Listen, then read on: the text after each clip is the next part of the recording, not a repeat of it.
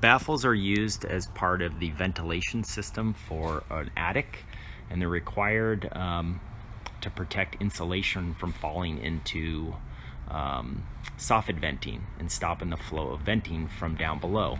So you can see right over here, this cardboard baffle lands right on top of the top plate, and outside there's a vent which then allows air to go from this vent outside up above and through this space right here, and then all the insulation would flow underneath of it. You can find these baffles in styrofoam or typically cardboard, and you can get them at the big box stores. The key code requirement is to make sure that it carries 24 inches above the bottom chord of the truss. So what does that mean?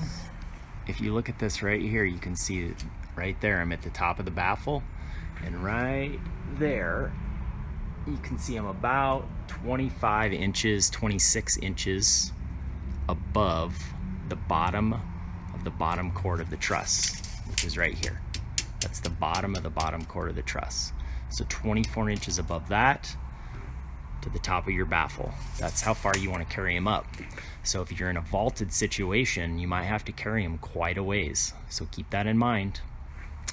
This is Ben with your construction countdown on Baffles. Have a good day.